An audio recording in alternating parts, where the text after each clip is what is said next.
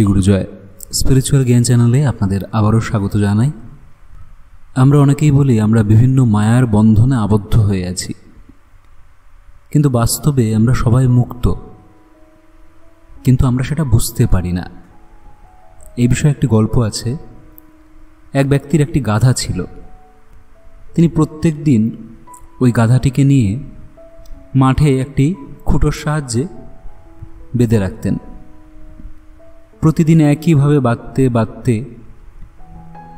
ওই গাধাটারও মনে হয়েছে যে তাকে রোজই একইভাবে বাঁধা হয়, তার কাছেও একটা নিয়ম ধরা ব্যাপার হয়ে গেছে। একদিন সে কি করলো, গাধাটিকে কিন্তু বাঁধল না, সে খুঁটিটা পুঁতল, কিন্তু বাঁধার মতো করে শুধু গাধাটিকে দেখালো মাত্র। আর গাধাটিও ভাবল সে বাঁধা আছে, সে একইভাবে সেই জায়গায় দাঁড়িয়ে রয়েছে। এইভাবে লোকটি গাধাটিকে আর বাঁধত না, নিয়ে গিয়ে ওখানে দাঁড় করাতো এবং বাঁধার একটা অভিনয় করতো মাত্র, হাত ঘুরিয়ে চলে আসতো। আর গাধাটিও ওই জায়গাটায় স্থিরভাবে দাঁড়িয়ে থাকতো, ভাবতো যে সে বাঁধা আছে। রোদে বৃষ্টিতে সে ওইভাবে দাঁড়িয়ে থাকতো, সে কখনোই অন্যত্র যাওয়ার চেষ্টাই করতো না। মিথ্যে ভাবনাকে দূর করার জন্য দরকার হয়ে পড়ে আরেকটা মিথ্যার। একদিন একজন আত্মজ্ঞানী পুরুষ ওখান থেকে যাচ্ছিলেন। তিনি গাধাটার দৃষ্টি আকর্ষণ করে ওই একইভাবে হাত ঘুরিয়ে তার বাঁধন খোলার ভঙ্গি মাত্র করলেন, দেখালেন যে গাধাটাকে উনি খুলে দিচ্ছেন। আত্মজ্ঞানী ব্যক্তি যখন ওর পিঠ চাপড়ে বললেন, যা তুই মুক্ত, যথেচ্ছ বিচরণ করতে পারিস, যা। জ্ঞানী পুরুষ চলে গেলেন, আর গাধাটাও সেখান থেকে চলে গেল। এই হলো গুরুর ভূমিকা। ওই মহাত্মা কিন্তু ওকে মুক্ত করেননি, ও তো মুক্তই ছিল।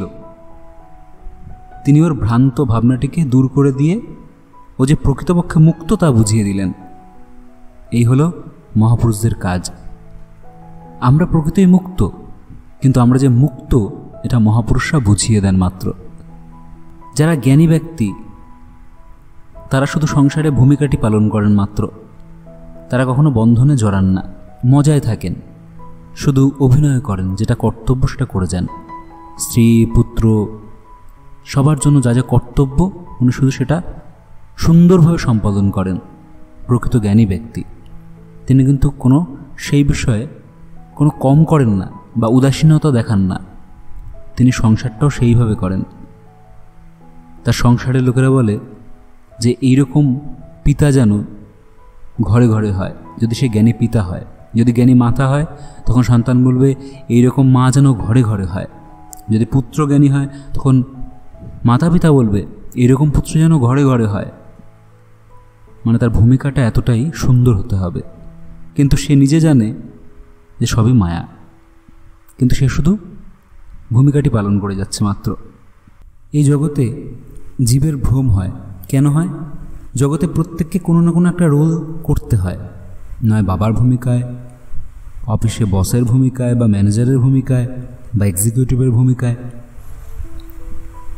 বা কারোর ভাই, বা কারোর বোন, কারোর মা, কারোর পিসি, কাকি, হাজার একটা রোল আছে।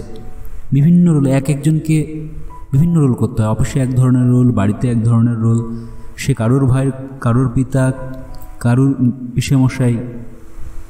এই ভূমিকা করতে করতে সে মনে করে আমি সেই ব্যক্তি, কিন্তু আসলে সে না পিসেমশাই, না ভাই, কিছুই নয়। তাকে রোল দেওয়া হয়েছে মাত্র, বিভিন্ন ভূমিকায় সে অভিনয় করছে। যেমন নাটকের মঞ্চে হয়, যে সম্রাটের রোল করছে সে সাজঘরে পোশাক পরে রয়েছে। সম্রাটের ভূমিকা অভিনয় করতে করতে লোকটার মনে জাগলো সে নিজেই সম্রাট, ব্যাস ফেঁসে গেল। সম্রাটের জীবনের সমস্ত দুঃখ কষ্ট ক্লেশ তার নিজের বলেই মনে হতে থাকবে, ফলে স্বয়ং সম্রাট না হয়েও ওই সমস্ত কিছুই ভুগতে হবে। আজকের আলোচনা আমরা এখানেই শেষ করছি। সবাই ভালো থাকবেন, সুস্থ থাকবেন। ওম শ্রী গুরু জয়, শ্রী গুরু জয়, শ্রী গুরু জয়।